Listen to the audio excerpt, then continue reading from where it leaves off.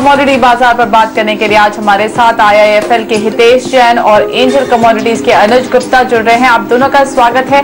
Focus करेंगे सबसे पहले सोने की, क्योंकि फिर से चमक दिखने लगी है। इसकी कीमतें पिछले एक महीने के ऊपरी स्तर पर पहुंच गई हैं।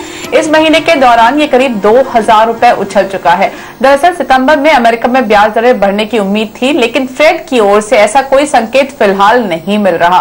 हालांकि अमेरिका में आज बेरोजगारी के साप्ताहिक आंकड़े आने वाले हैं। ऐसे में इस बढ़त के बाद सोने की चाल कैसी रह सकती है, बात करते हैं IIFL के हितेश जैन से। हितेश, कोई उम्मीद नहीं कर रहा था, लेकिन इस महीने सोने में एक अच्छा मूव देखने को मिला है। क्या अब ये तय है कि सितंबर में रेट्स नहीं बढ़ेंगे अमेरिका में, और क्या अब आप और तेजी देख रहे हैं सोने में? देखिए, अगर गोल्ड की बात करें तो अभी भी ओवरऑल जो इन्वेस्टमेंट डिमांड है, जो अंडरलाइन ड्राइवर है, वो अभी भी सबड्यूड है। जो भी तेजी हमने देखी है वो जो इमर्जिंग मार्केट करेंसी में वीकनेस देखी है, स्पेशली जो चाइनीज मार्केट में टर्मोइल है, वो कहाँ टू एन एक्सटेंट हेल्प किया हुआ है। दूसरी बात जो फेड की मिनट्स की आती है, तो फेड की मिनट्स अगर रीड करें तो उसमें क्लियरली यही बताते हैं कि मोस्ट ऑफ द मेंबर्स अभी बोल रहे हैं कि जो पॉइंट होता है जहां इकोनॉमिक कंडीशंस परफेक्ट रहते हैं टू हर रेट हाइक, अभी तक वो पॉइंट पहुंचे नहीं है, बट वो एडमिट करते हैं कि they are moving towards that point. ये जो मिनट्स थी वो जुलाई मीटिंग की थी, बट पोस्ट मीटिंग के बाद जो भी डेटा फ्लो आया है यूएस से वो पॉजिटिव ही है। तो दैट मीन्स जो मिनट्स है has not encompassed or has not incorporated the more positive flow of macroeconomic numbers। तो मुझे लगता है कि सितंबर में जब भी लोग बैठेंगे, आई थिंक रेट हाइक की प्रोबेबिलिटी अभी भी इंटैक्ट है। अगर सितंबर नहीं हो तो दिसंबर हो, पर डेफिनेटली ये इमिनेंट है, ये साल रेट हाइक होगा ही। तो फ्रॉम दैट पर्सपेक्टिव मुझे भले डॉलर में अभी थोड़ी बहुत सॉफ्टनेस दिखी है, not against emerging market currency. अब देखिए जितने भी इमर्जिंग मार्केट करेंसी से सब टूट रही है, पर यूरो और अगेंस्ट यूरो थोड़ा डॉलर वीकन हुआ है, बट मुझे लगता है इवेंचुअली वापस it will regain loss ground और कहा ना कहा प्राइस ये गोल्ड प्राइसेस पे वे करेगा। देखिए कभी कभी मार्केट्स में ऐसा माइंड ऑफ इट्स ओन, सब लोग धारणा लेके बैठे थे कि 1130 एक रेजिस्टेंस रहेगा, इनफैक्ट उसके ऊपर ब्रीच कर चुका था। हो सकता है बहुत सारे स्टॉप लॉस भी ट्रिगर हुए होंगे, पर मुझे लगता है gold will have a difficult time to move beyond 1150, और वहां कहा ना कहा एक सेलिंग प्रेशर री इमर्ज होगा।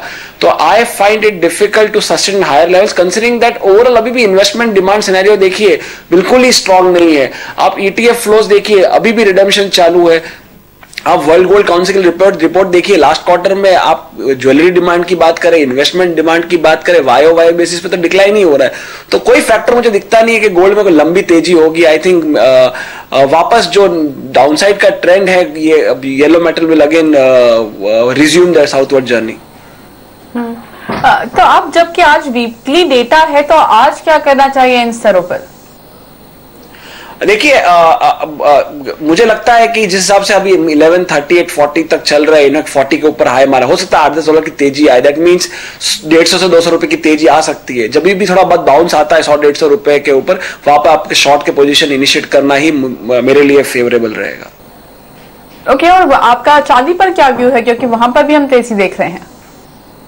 हाँ देखिए, चांदी ने टू लार्जर एक्सटेंट क्यूज जो है डिराइव डेफिनेटली गोल्ड से किया है, बट ओवरऑल जिसमें हमारा व्यू यही है कि गोल्ड में जो स्ट्रेंथ है वो मेंटेन नहीं रहेगा। और जो दूसरा जो डायरेक्शन आता है वो बेस मेटल से आता है, और it is not rocket science to say that overall base metals भी में जो मंदी मेंटेन रहेगी। तो ये दोनों पर्सपेक्टिव्स देख के मुझे लगता है चांदी में भी जो अपसाइड है काना का कंटेंट हो जाएगी, और करंट लेवल्स पे एक सेल का पोजिशन हम इनिशिएट करना प्रेफरेबल समझेंगे। ओके, चलिए अब बात करते हैं दालों की, क्योंकि कीमतों पर काबू पाने के लिए सरकार इसका इंपोर्ट बढ़ाने में जुट गई है। MMTC ने 55,000 टन दलहन इंपोर्ट का बड़ा टेंडर जारी भी किया है। इसमें से 50,000 टन मटर और 5,000 टन उड़द का इंपोर्ट होगा, जिसकी सप्लाई 15 दिसंबर से हो जाएगी। आपको बता दें, इस साल देश में 45 लाख टन दलहन का इंपोर्ट ऑलरेडी हो चुका है। वहीं खरीद दलहन की बुआई बढ़कर 97 लाख हेक्टेयर के पार जा चुकी है। इस बीच चने में गिरावट आई है। हमारे साथ एंजल कमोडिटीज के अनुज गुप्ता जुड़ रहे हैं। अनुज, दिसंबर तक विदेशी दालों की सप्लाई बढ़ेगी क्या? तब तक रबी फसल की भी बुआई हो रही होगी, तो ऐसे में चने का आउटलुक कैसा दिख रहा है? क्या आज जो हमने एक रिएक्शन देखा है गिरावट का, वो एक वन ऑफ है या फिर ट्रेंड कुछ यहाँ पर और नेगेटिव रहेगा? देखिए, मुझे लगता है कि इस न्यूज़ की वजह से एक प्रॉफिट बुकिंग चने में देखने को मिली है, बट मुझे नहीं लगता कि ज़्यादा उसका इम्पैक्ट देखने को मिलेगा, क्योंकि इम्पॉर्टेंट ये है कि जब पल्सेस लैंड करेंगे इंडिया के अंदर तब जाके उसका इम्पैक्ट देखने को मिलेगा कि उसकी क्या क्वालिटी है और किस क्वांटिटी में एक्चुअल में जो दालें हैं वो इंडिया में लैंड कर रही हैं। तो कहीं ना कहीं वो अभी टाइम लगेगा, क्योंकि अगर हम देखें तो अभी हम अगस्त में और दिसंबर में जो इम्पोर्ट का है वो आएगा, तब जाके कहीं ना कहीं हम देखेंगे कि एक्चुअल में क्या फिगर है। बट तब तक मुझे लगता है कि जो मानसून अभी भी हम देख रहे हैं कि कहीं ना कहीं डेफिसिट चल रहा है, तो उसका इम्पैक्ट हमें लगता है कि जो सोइंग होगी अब नेक्स्ट खरीफ में, तो कहीं ना कहीं वहाँ पर देखने को मिल सकता है। तो उसकी वजह से हो सकता है कि प्राइस में अभी भी एक अपसाइड मोमेंटम देखने को मिल सकता है। हालांकि ट्रेंड जो है वो थोड़ा सा रिवर्स हुआ है, जो पहले नेगेटिव था वो थोड़ा पॉजिटिव हुआ है, और इवन अगर हम वॉल्यूम्स को देखें तो यहाँ वॉल्यूम्स भी काफ़ी इंक्रीज होते हुए दिखाई दिए। तो मुझे लगता है कि comparatively fundamental as well as technical factor दोनों ही अभी फिलहाल शॉर्ट टर्म के लिए थोड़े पॉजिटिव हैं। तो मुझे लगता है कि यहाँ पे बिकवाली नहीं करनी चाहिए। अगर प्राइस थोड़ा नीचे आते तो बाय करके चलें। हाँ, एक लेवल है 5000 के आसपास जहाँ पर मुझे लगता है कि एक बार करेक्शन आ सकता है, तो 5000 के आसपास अगर प्राइस मिले तो वहाँ पे शॉर्ट कर सकते हैं, बट करंट लेवल्स पे मैं सलाह दूंगा कि बाइंग करके ही चलें। ओके, तो बाय करके चलने की सलाह है इस वक्त। लेकिन अब देख लेते हैं आज के एक्सपर्ट्स की हॉट पिक्स। हितेश, आपकी तरफ से क्या है आज के टॉप ट्रेड्स? हाँ, मैं क्रूड बेचना प्रेफर करूंगा around 2700। Target would be 2620, stop loss would be 2750। दूसरी पिक रहेगी कॉपर में। कॉपर में हम we prefer to sell around 335, target 328, stop loss 339। Okay, Anuj, आपकी तरफ से क्या होंगे आज के हॉट पिक्स? देखिए, हमारी तरफ से पहली पिक स्पाइसेस में है, जहां पर हमने जीरा बाय रिकमेंड किया है। करीबन 16150 के आसपास बाय कर सकते हैं। हमें लगता है कि टारगेट करीबन 16600 तक देखने को मिल सकता है। वहीं दूसरी ओर हमने देखा है कि बार्ले के अंदर एक अपसाइड मोमेंटम काफी देखने को मिला है, लोअर लेवल से बाइंग देखने को मिली है, तो बार्ले के अंदर भी बाय इनिशिएट कर सकते हैं। करीबन 1180 1185 के आसपास बाय इनिशिएट कर सकते हैं। टारगेट करीबन 1250 तक देखने को मिल सकता है। बार्ले का कॉल मुझे लगता है कि एक पोजिशनल ट्रेडर के तौर पर भी इसको बाय इनिशिएट की जा सकती है। ओके, तो ये है आज के टॉप पिक्स। लेकिन अभी हम लेंगे एक छोटा सा ब्रेक। ब्रेक के बाद शुरू करेंगे आपके सवाल जवाब का सिलसिला।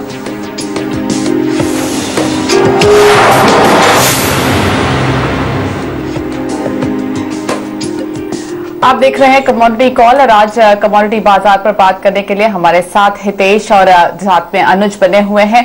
अनुज, पहले अगला सवाल लेते हैं। पहला सवाल यहाँ पर मलय का है, राजपुर से। नमस्कार मलय, बताइए सवाल क्या है आपका? मलय, आपको आवाज आ रही है? आपसे रिक्वेस्ट है, अपने टीवी का वॉल्यूम कम कर दीजिए और अपना सवाल पूछिए। हेलो, हाँ जी बोलिए। जी, अपना सवाल पूछिए।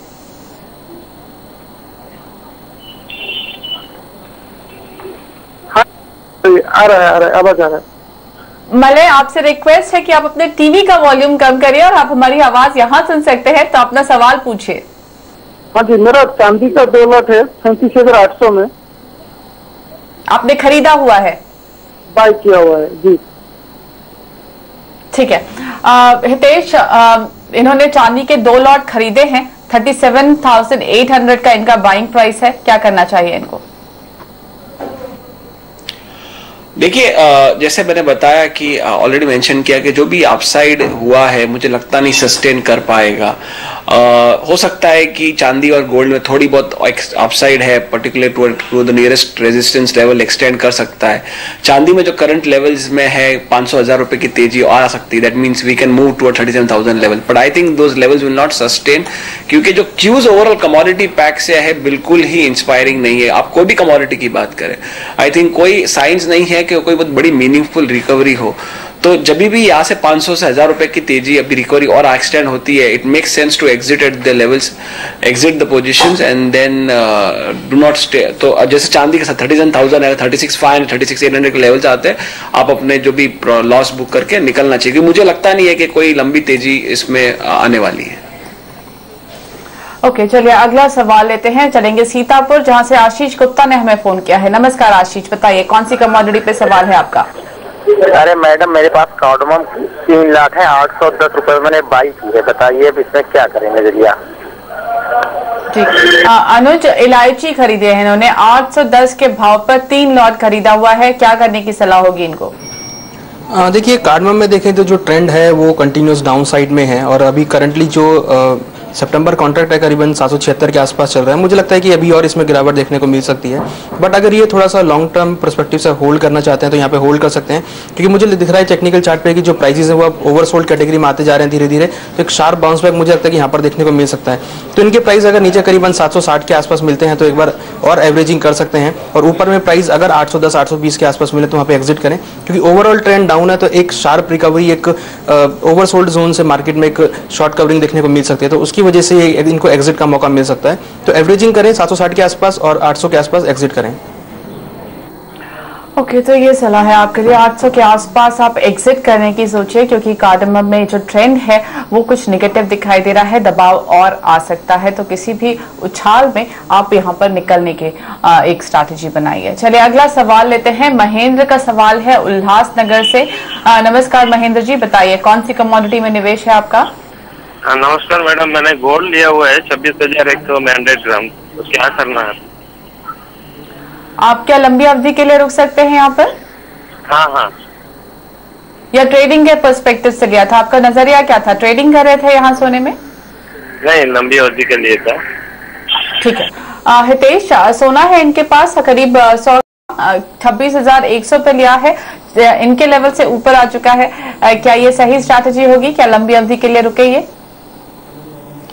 देखिए, इनका अगर 2 से 3 साल का पर्सपेक्टिव है तो definitely it makes sense to hold on. अगर आप 6 महीना या 3 महीने का होराइजन से देख रहे हैं तो does not make sense to put your money into gold, because eventually वापस एक सेलिंग प्रेशर दिखेगा अक्रॉस कमोडिटी पैक में। तो अगर आपका ये शॉर्ट टर्म होराइजन है तो it is the best time to move away and book profits, क्योंकि आप 400-500 रुपए अभी भी कमा रहे हैं अगर आप एंट्री पॉइंट से देखें। पर अगर आप लॉन्ग टर्म रुकने के लिए तैयार है और आप रोल ओवर करने की पोजीशन तैयार है तो then you can hold on, but otherwise it makes more sense to exit your positions and book profits. Okay, तो अगर आप 2 से 3 साल रुकना चाहते हैं तब आप होल्ड करिए, अदरवाइज आप इस वक्त मुनाफा है। हितेश को लगता है वापस से कमजोरी आएगी सोने और चांदी में, तो यहाँ पर ट्रेंड अभी उन्हें नहीं लगता रिवर्स हुआ है, तो अगर आप लंबी अवधि के लिए रुक सकते हैं तभी आप यहाँ पर बने रहिए। चलिए हम लेंगे यहाँ पर एक ब्रेक के बाद आपके कुछ और सवालों के जवाब लेकर आएंगे।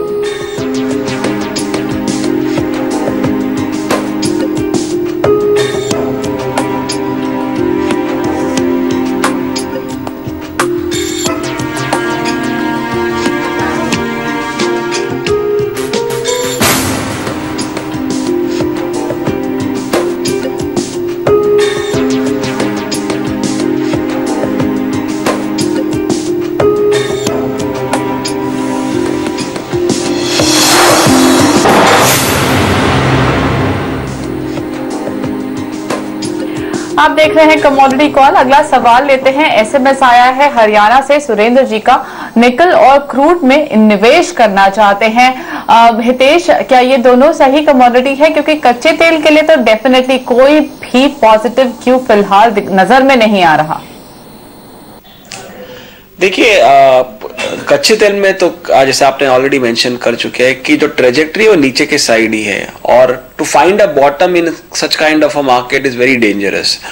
तो अगर आप करना चाहो तो I think it is very risky, and clearly जिस हिसाब से एक एक इंपॉर्टेंट सपोर्ट लेवल्स ब्रीच हो रहे हैं, क्लियरली जो ट्रेंड दिखाता है कि एक बार हम $37-35 जो WTI का लेवल है वहां पे आ जाएंगे। मतलब ऑन अ कंजर्वेटिव बेसिस घरेलू बाजार में बात करें तो एटलीस्ट यहां से आपका 150 से 200 रुपए की मंदी है। That means we can move as low as 2005 और बिलो 2500 एज वेल। तो आप क्रूड में तो बिल्कुल बाय नहीं बनना चाहिए। इनफैक्ट आप करंट लेवल्स पे सेल करके जो फॉलिंग लाइफ मार्केट है उसमें एंकैश क्लियरली कर सकते हैं। तो रणनीति सेल की बननी चाहिए। दूसरी कमोडिटी निकल की बात है। देखिए, ओवरऑल निकल में देखें तो जो प्राइसेस जिस हिसाब से गिरे हैं they are close to the production cost, but overall हम क्या देख रहे हैं बेस मेटल्स में कि in spite of falling prices there has been no reduction in supply and nor there has been pickup in demand. Generally क्या होता है कि प्राइसेस जब बहुत गिरते हैं तो demand supply equilibrium auto balance automatically कर रहा है, पर यहां पे हम नहीं देख रहे। That means for most of the industrial commodities is going to be a long winter. तो हो सकता है कि निकल जो 680-670 एक बार हो सकता है 600 लेवल तक भी जाए, क्योंकि कॉपर और दूसरे जो लीडर ऑफ द पैक है उसमें अभी भी और गिरावट आने की प्रोबेबिलिटी है।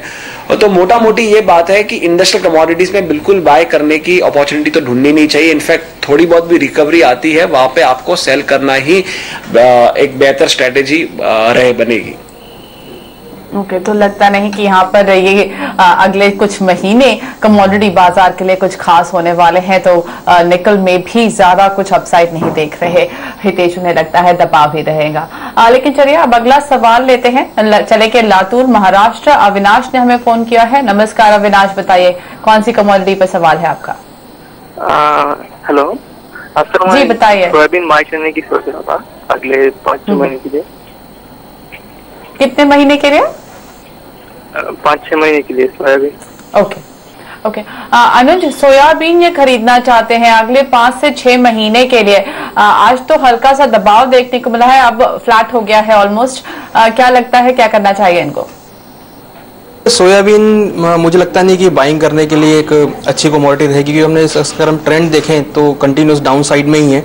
हालांकि इंटरनेशनल मार्केट की बात करें तो वहाँ भी प्राइस में थोड़ा करेक्शन ही है, और इवन जो प्रोडक्शन है वो भी काफ़ी ज़्यादा है, और बारिश भी इस बार अच्छी हुई है, तो कहीं ना कहीं जो प्रोडक्शन एस्टिमेट कर रहे हैं वो ज़्यादा ही कर रहे हैं। तो मुझे लगता है कि ज़्यादा तेज़ी यहाँ पर देखने को मिलेगी। बट अगर ये बाइंग करना चाहते हैं तो एक लेवल है जो कि करीबन 3000 के आसपास बनेगा, वहाँ बाई इनिशिएट कर सकते हैं। बट मुझे लगता है कि बाइंग करना समझदारी नहीं होगी। 3000 के आसपास अगर मिले तो वहाँ बाई इनिशिएट कर सकते हैं।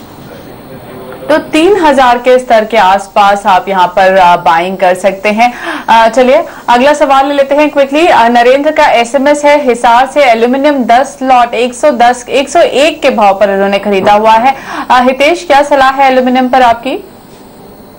देखिए मैंने जैसे ऑलरेडी मेंशन किया कि अगर आप production cost point of view से देखें तो एल्यूमिनियम एक बाय बनता है, पर जिस हिसाब से ओवरऑल लैंडस्केप है, इकोनॉमिक लैंडस्केप, मुझे कोई तेजी नहीं दिखती। इनफैक्ट एक वापस सेलिंग प्रेशर रीसरफेस होगा, हो सकता है एल्यूमिनियम एक बार 98-97 तक लेवल तक भी जाए। और जिस हिसाब से एनवायरमेंट है, मुझे लगता है कि डेफिनेटली एक बार चांस है कि वहां तक आए, और अगर वो लेवल्स तक आता है 97-98 पे, तो हो सकता है आप थोड़ा बहुत बाय उस लेवल पे कर सकते हैं, बट लंबी तेजी नहीं रहेगी। वापस 102-103 तक आ सकता है, और वहां कहा ना कहा अपसाइड में एक लिमिट रहेगी। तो ये सलाह है, एल्यूमिनियम पर अपसाइड भी लिमिटेड है। आपके प्राइस से थोड़ा ऊपर आया है, आप यहाँ पर प्रॉफिट बुकिंग करने की सोच सकते हैं। लेकिन इसी के साथ हितेश और अनुज, आप दोनों का बहुत बहुत धन्यवाद हमारे लिए समय निकालने के लिए और हमारे दर्शकों के सवालों के जवाब देने के लिए। कमोडिटी कॉल में इसी के साथ इतना ही। हमारी टीम की तरफ से नमस्कार, लेकिन आप बने रहिए CNBC आवाज के साथ।